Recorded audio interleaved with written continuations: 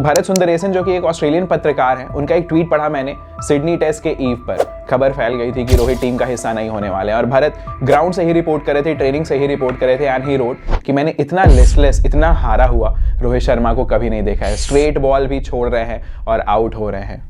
What an inglorious end. But अंजाम नहीं decide करता है कि सफ़र कैसा रहा था। सफ़र खूबसूरत है, मंजिल से भी। रोहित शर्मा 2019 में ओपनिंग स्टार्ट करने से लेकर 2024 में इंग्लैंड का भारतीय दौरा, 5 साल ड्रीम रन रहा, 50 से ऊपर का एवरेज, भारत के लिए सर्वश्रेष्ठ बल्लेबाज रहे, सबसे ज्यादा सेंचुरीज मारी, WTC में भी टॉप स्कोरर्स में से एक रहे। He was clearly India's best batter पिछले 5 साल में, but the form fell off rather quickly. England के खिलाफ उस शानदार सीरीज के बाद होम सीजन में रन नहीं बने, एवरेजेस काफी ऑर्डिनरी रहे, बट मोर देन दैट ऐसा देख के लग रहा था कि Rohit has lost his touch, ball पर थोड़ा लेट रिएक्ट कर रहे थे and the inevitable finally happened. Rohit चाहे ड्रॉप हुए हो, चाहे उन्होंने खुद ऑप्ट आउट किया है, कहानी यह है कि रोहित शर्मा सिडनी में प्लेइंग 11 का हिस्सा नहीं है and here are 5 reasons why.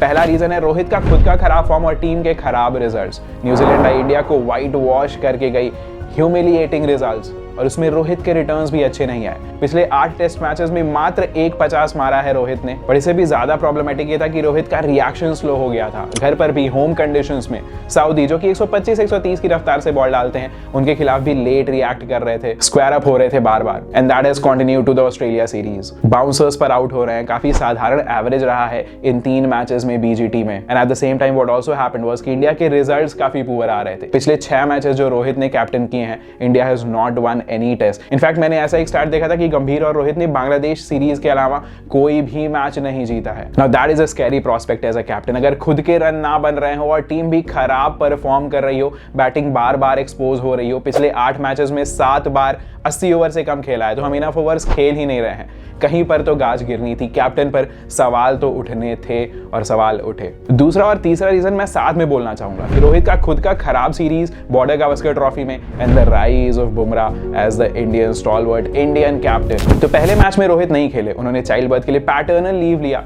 Fair enough, but उस सेम मैच में 3 चीजें हुई। पहला चीज तो ये हुआ कि भारत ने मैच जीता, काफी डोमिनेटिंग अंदाज में मैच जीता। दूसरा चीज, बुमराह की कैप्टनसी की काफी सराहना हुई, सबने बोला कि Bumrah was right there, proactive कप्तानी की, डिसीजंस अच्छे लिए, अपने बॉलर्स को अच्छा रोटेट किया। और तीसरा और सबसे इंपॉर्टेंट चीज जो हुआ, rise of KL Rahul. Second inning में यशस्वी जायसवाल के साथ 200 रन प्लस की partnership, Rahul looked at home in the opening spot. तो पहला टेस्ट मैच जब तक खत्म हुआ और रोहित जब तक वापस आए, तब तक सीन ये हो गया था कि बुमराह ने कप्तानी संभाल ली थी, KL राहुल जो ओपनिंग करने आए थे उन्होंने ओपनिंग स्लॉट संभाल लिया था, और माहौल कुछ ऐसा चल रहा था कि अगर रोहित इस टीम में आते हैं तो टीम का कॉम्बिनेशन बिगड़ जाएगा, और इस वजह से रोहित जब वापस भी आए तो उन्हें आउट ऑफ प्लेस खेलना पड़ा। तो Rohit was always in question coming into the second test, और सेकंड टेस्ट से जब वो 6वें नंबर पर बैटिंग करने आए भी तो भी उनके रन नहीं बन रहे थे। 3, 6, 10 this was his score in the second and third test. और इन 2 मैचेस में जब रोहित रन नहीं बना रहे थे, KL Rahul was rising as a test opener, and that is our 4th point. पहला मैच जिताने में KL का मेन रोल रहा, तीसरा मैच ड्रॉ कराने में गावा टेस्ट में KL ने शानदार पारी खेली थी। अब आप सिर्फ एवरेजेस देखने जाओगे तो KL ने ऐसा कुछ एक्सेप्शनल नहीं किया है, 33 का एवरेज रहा है, बट जिन्होंने मैच देखा है उन्हें पता है KL क्या कर रहे थे। हर मैच में, हर इनिंग में उन्होंने बॉल पुरानी की, ईजी किया इंडिया के मिडिल ऑर्डर और लोअर ऑर्डर के लिए बैटिंग करना। तो KL का rise became the 4th reason. और चौथे टेस्ट मैच के लिए KL को ओपनिंग स्लॉट से हटाना रोहित के लिए शायद सबसे भारी पड़ गया। Final nail in the coffin. Rohit की खुद की फॉर्म अच्छी नहीं चल रही थी, अब उन्होंने अपनी फॉर्म सुधारने के लिए ये डिसाइड किया कि वो ओपनिंग करने आएंगे, अपने बेस्ट पोजीशन पर आएंगे। इसका मतलब ये हुआ कि इंडिया के लिए जो एक चीज वर्क कर रही थी, which was the opening partnership, उसे भी अब तोड़ दिया गया था। KL राहुल नंबर 3 पर आ रहे थे, शुभमन गिल को ड्रॉप किया गया, और ये डिसीजन लेने के बाद रोहित के खुद के रिटर्न्स